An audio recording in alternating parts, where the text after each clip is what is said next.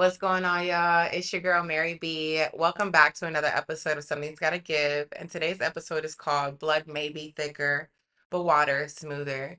And I'm going to be sharing my experiences with how my chosen family dynamics have been much healthier than the family I've been born into. And I know I don't come from a traditional upbringing or having the opportunity to live in traditional homes. But because I have been exposed to numerous families and their dynamics of operation, I have an eye to be able to pinpoint that many of us excuse behaviors that are not acceptable because simply we have the same blood running through our veins. And I feel like the purpose of a black sheep is to bring to light all the wrongdoing that the family has been participating in generation after generation. And I feel like many generations can pass before a black sheep is not only called upon, but answers to the calling that's been placed on them. And when you begin to disrupt the peace that's within the family, he will be ostracized because the reason why intolerable acts are essentially allowed within family dynamics is because it's comfortable. It's the only thing that we know. And when you go against the grain and start to make chaos, you start to defy the norm in a family, you will be ostracized because who are you to come around and tell us what we're doing is wrong? Who are you to come and disrupt the peace, to disrupt the comfort that I've been participating in my whole life? And it's not an easy thing. And me personally, I've had to go so far as to where I don't speak to certain relatives. To be honest, I don't really speak to any of my relatives. The only family that I share blood with, that I still have a relationship with, is my father. And it's because he actively makes space to do better and be better and show up for me in the way I need him to. But when it comes to my mother's side of the family, even with them knowing that I experienced sexual abuse with a relative there, when they received that information, they simply ignored it, didn't really know how to respond to it. And I know I'm not the only person that's experienced child molestation, right? And what happens most of the time in this dynamic is family members don't know how to digest the truth of such a terrible act. And so we'll just simply ignore it. Or they will make an excuse as to why that's happened. They don't really know how to tend to such a deep wound. And so many of the times when we don't know how to tend to something so painful and so life altering, we just ignore it or we suppress it. And I am not someone that's actively doing that anymore. I need to be heard. I need to be seen. I need someone to make space for me. And so, because I'm the black sheep of the family, right? And I'm not willing to continue to play in this act of what this family has been doing for Lord know how many generations, I have to carry that burden of actively choosing not to participate in that family dynamic. And so for the longest time, I was feeling like empty because I don't have family. I don't have people that come around me for the holidays, or I don't have people that I can rely on financially if my life was to go to poop out of nowhere. Like, I felt like, why did God make me have to go through life so alone? But when you shift your perspective, everything changes. And the truth is, I do have family members. They're just not blood tied to me. But it's funny that I feel so much more attached, so seen, so heard, and so valued by people who don't share the same blood, but they have held the largest capacity of love for me. And I always pray to God for people in my life to hold space for me the way I have friends doing so now. And I'm thankful. And I feel like when you don't have the opportunity to grow up with your loved ones, with your family, it doesn't mean that you won't ever be able to receive a safe space with another human. We are meant to be in bonds with people. That is part of the human experiences. That's part of the human life. You just sometimes have to go through specific situations and specific seasons to be able to have discernment on picking who your tribe is. You also have to show up and operate in a certain frequency for your tribe to find you. And so when I was going through my seasons of learning that the family I've been born into isn't necessarily the family for me. Not only with my mother's side, but let's take my dad's side of the family, for example. I have relatives who are active addicts. They may be functioning addicts, but nonetheless, they're still addicts. And my dad has been the only one to really become sober and to break the generational curse of addiction within that family, right? But just because he actively was the first one to become sober, it doesn't just stop with him. So he gave birth to me, a daughter who also suffered from addiction. And I had to not only break the bond of addiction, I also had to make space and bring to light, hey, this is something that you guys are all actively doing. Why did you ostracize my father so much? Because he battled with it the worst. And why do you neglect addressing the actual issue of substance abuse instead of trying to make it seem like everything in life is okay, right? Like, so I have the burden to be really honest and look at things for the way it is and not just continue in behaviors and cycles because their blood runs through my veins. I have chosen to make space for family members if they choose to show up for me the way I need them to be in a sober mind, to also be able to accept me in a sober mind. But nobody can show up for you in the way you desire if they haven't done that for themselves, right? Self work is the hardest work. And when you choose to be the one to break all of the cycles that your family experiences, of course, you're not really going to have a lot of people on your left and to your right because you're the first one to do it or one of the first to do it. I feel like I'm happy that I actively choose not to ignore the chaos and the trauma that's passed on from generation to generation. I could have ignored the fact that I feel like I may have some mental issues. Mental issues meaning like I suffer from anxiety, I suffer from depression, I suffer from PTSD, etc. I could tell that my brain was going through a period of fog, especially when I was consuming a lot of substances, but I chose to seek help, right? I'm the first person, especially from my mother's side of the family, to tend to mental issues.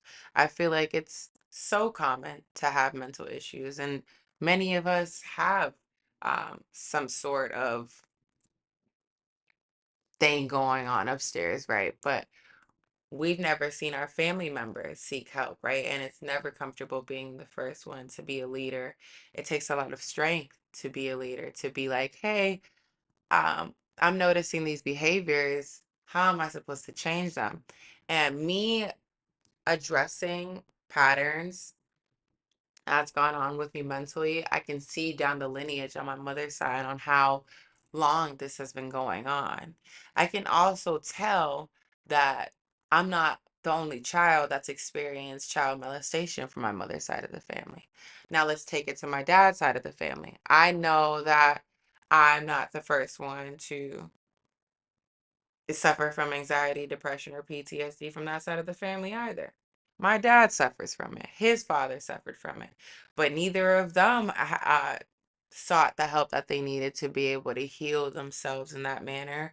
And that's why I feel like I don't have such a close bond with my family members because I'm doing something so different. I can't just sit in the room and not see the pain that's engulfed this family for Lord knows how long. But with all that I've been born into and the space that I've been able to create, I believe I am the first one out of my generational lineage who's had the opportunity to live by myself. Not only live by myself, but I'm able to thrive by myself. I can afford being in my own apartment, driving my own car, feeding myself, buying myself whatever it is that I desire, taking myself on vacations. How many women on both sides of my lineage have never had the opportunity to do so? Never have had the opportunity to be without a man. The further back you go within history, women literally needed to have a man to have access to life, to have access to a roof, to a job, to kids, to just keeping your head above water. That's no longer the narrative that we play in today, right? And I feel like my specific seed waited to be born at this specific time in life so I can have the opportunity to be in a space where I can be still and I can reflect on what's been happening within my family, within many families, and choosing to take a time of my life to just decide I want things different. But how can I achieve different? How can I receive different if I've never seen it before my eyes? And so I isolate and I make space from where I come from. And I actively choose on who deserves to be a part of this new book that I'm writing, right? As a child, you don't really get the opportunity to write a new book because you're governed by your parents. You're governed by adults because you have people trying to teach you what life is. But being the black sheep, right? There's a part of you that knows whatever you're learning, whatever experience you're in growing up, this can't be true, right? There was a part of me that always knew that there was more and I deserved more. And if this generational lineage is to continue, I'm going to take that opportunity to learn what is more, right? So sometimes I complain, why is this season of solitude so long where there's so many things that I have to unlearn to be able to make space for the things that I need to learn that is going to be so valuable come the time a new generation comes from within me. And so I think me learning the type of people that I need in my life is step one. So if I demand honesty and clarity and just love, communication, all things that make a relationship happy and healthy, I have to learn what that looks like. And I also have to be able to receive that when it's introduced to me. And when you come from pain and trauma, sometimes we can't accept love because there's no way that's real, right? We're always questioning if this can be real. So you have to make space. You have to purge all the negativeness, all the things that may have once been true but came from people that you were born into, and choose to not actively participate in the pain that you were born into. And so now I do have a lot of people around me that show me what a healthy dynamic in a relationship is, whether it be romantic or friend wise. I still have yet to experience like a healthy relationship, but I feel like because I'm actively choosing differently, the next romantic endeavor engage in will have to be differently because I'm different. I feel like natural connections, divine connections, connections that come from God personally are healthier than generational connections. Have you ever been in a room with a cousin and you literally can't get along with them? You have nothing in common, but yet you're forced to sit in a room with them because your blood runs through my veins, or participating in family parties when you can just feel that they hate you. You can just feel that I don't belong here.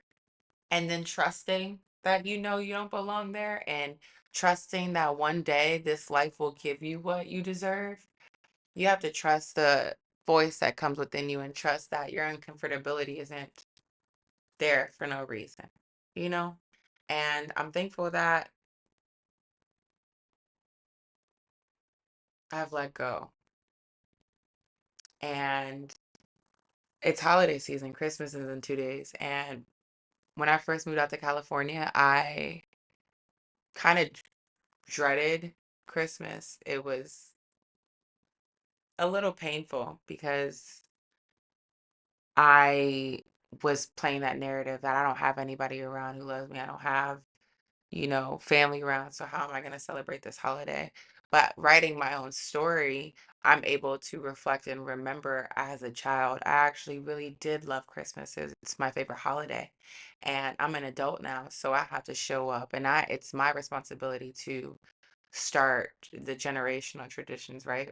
Regardless if it's just me or just me and a friend. I can actively choose to rewrite the memory of Christmas and say, so what if it's just me? I like decoration, so I'm going to choose to decorate. I'm going to choose to have a tree. I'm going to choose to gift give, and I'm going to choose to be open to receiving.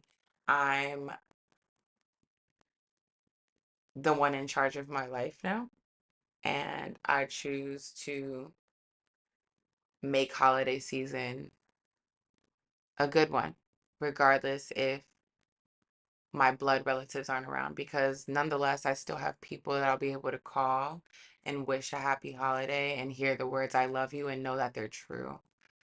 I know how hard of a calling it is to be a black sheep and to follow through and go through a season of solitude and go through a season where you're in self-discovery and you might be miles and miles away from home and you're visiting this city and that city and moving from home to home, just trying to find like who you are and what works for you. And I encourage you to do so, because eventually you will reach a space where you have began to discover yourself, and it is the most fulfilling space to be in. I am so thankful. It used to be a burden, but now it's a gift. It's a gift because I've become so powerful in solitude and in choosing different and in breaking generational curses. It feels good to break something toxic and to be released from the chains of what not only you but your family have been going through for years. Like I can feel my ancestors around me like praising me, like finally someone answered the calling of a black sheep. And so blood of course is thicker, but water is much smoother. Water is much smoother. Water is so peaceful. And peace is a necessity when it comes to rewriting your story. You need silence to be able to figure out what it is that you want, what is just overall better for the continuage of your lineage. I send love, light, and encouragement to all of the black sheep out there, for all of the people who didn't grow up in your traditional homes, never had the opportunity to be exposed to family that you share blood with. in a healthy manner or not. Um, but you have the power to write your own story. You have the power to recreate. You have the power to find that love within yourself. And you're more than capable of fulfilling the calling that God has placed upon you. And in the season of solitude comes the deepest form of self love. And you can't really receive the love of family or anything outside of you if you don't have that so deep within yourself. So keep pushing on. There is always a rainbow at the end of the bridge. The corniest statements be the truest ones, I promise.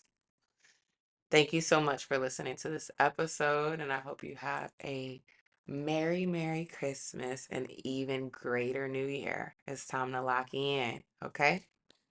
Till next time.